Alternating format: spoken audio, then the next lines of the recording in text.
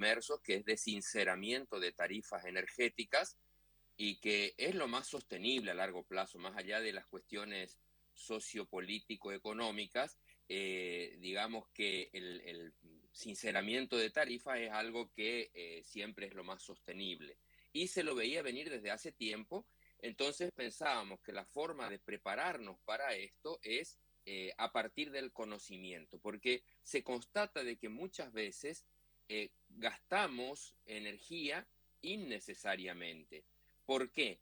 Porque no conocemos bien cuáles son los consumos de algunos artefactos que estamos utilizando o cómo hacer para obtener el mismo beneficio, el mismo confort, como bien decías, o sea, consumiendo el mínimo de energía. Y así es que nace este proyecto que busca justamente compartir algo que la universidad tiene, que es el conocimiento. La universidad es depositaria, transmite, genera, custodia el conocimiento, pero también debe compartirlo con la sociedad a la que pertenece. Y en este sentido, de pronto un proceso de sinceramiento de tarifas nos lleva a mirar aquellos aspectos donde podemos reducir los costos, bajar los costos. Y eso fue el origen de este proyecto. Entonces, trabajando con estudiantes de ingeniería y de arquitectura, y más recientemente se incorporaron también de diseño gráfico para la parte comunicacional, encaramos tres acciones, que son, en primer lugar, lo que serían charlas, taller de difusión, de divulgación de lo que son las buenas prácticas energéticas en el hogar fundamentalmente.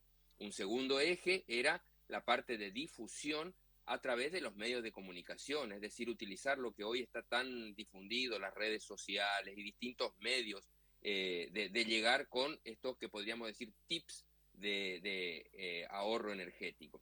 Y por último, un eje muy importante para nosotros que es lo que le llamamos auditorías energéticas en vivienda. Es decir, esto nació ya en el 2016 con uno de los primeros aumentos de tarifa, donde se llenó la sala comercial de la distribuidora local de gente que reclamaba porque le decían, ustedes me están robando, ¿cómo puede ser que venía pagando tanto y ahora estoy pagando el doble? Bueno, pasa que hubo un incremento de tarifa y es donde uno empieza a notar esos consumos excesivos que tiene.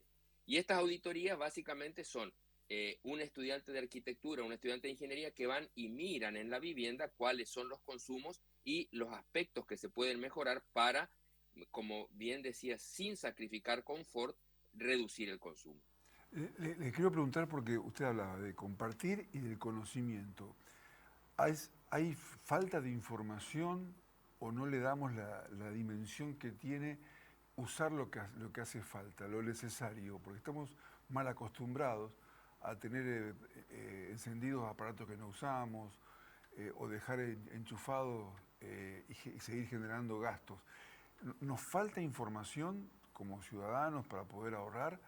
Esto de compartir conocimientos que usted habla, de los talleres o de salir a crear conciencia, es un trabajo que requiere para ustedes, ¿no? En la previa, en las hipótesis con las que se trabaja, mucho que hacer todavía o la gente sabe lo que pasa cuando hay que ahorrar, ingeniero.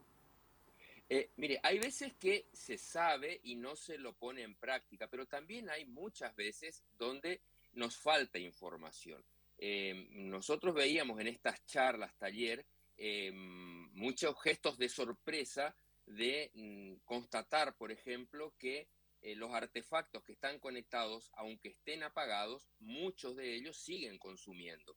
Quizás es una cantidad pequeña que uno dice, bueno, no es tanto, pero sin embargo, al final del mes suma.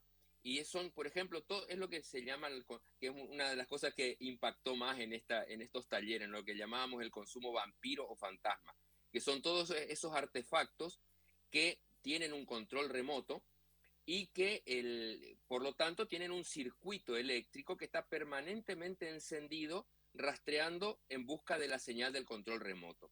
Entonces pasan situaciones como, por ejemplo, un equipo de aire acondicionado a control remoto que durante meses, 2, 3, 4 meses, no se lo usa en el periodo invernal y sin embargo está consumiendo energía. Y la cuestión en definitiva es, podrá ser poca la cantidad de energía, pero la pregunta ¿es necesario consumir esa energía? Porque si la respuesta es no es necesario, entonces ¿por qué consumirla? ¿Por qué gastarla? Porque al fin y al cabo después la estoy pagando. Y no solamente la estamos pagando nosotros económicamente cuando pagamos la factura eléctrica, sino que también la estamos pagando en el sentido ambiental. Es decir, esa energía que se generó en algún punto, en alguna central generadora, se transportó con el costo que eso implica, llegó a nuestro hogar y la estamos derrochando. Entonces, es un costo no solamente económico para nuestro bolsillo, sino también ambiental. Hoy está muy difundido todo lo que es el cambio climático, los gases de efecto invernadero, el efecto antrópico de los gases de efecto invernadero, y mucho de eso tiene que ver con el consumo de la energía. Entonces, ¿por qué derrochar energía que no se necesita? Y esto pasa con los equipos de los televisores, los routers. Hay casas, por ejemplo, donde el router, la conexión de Wi-Fi, no se usa durante horas, 6, 8, 10 horas, qué sé yo, durante la noche o durante el día. ¿Es necesario que esté encendido el router durante todo ese tiempo? Ese es un poco el mensaje que queremos transmitir. En algunos casos hay realmente una falta de desconocimiento respecto de los consumos. Un ejemplo de esto son los equipos de climatización, sobre todo los de invierno.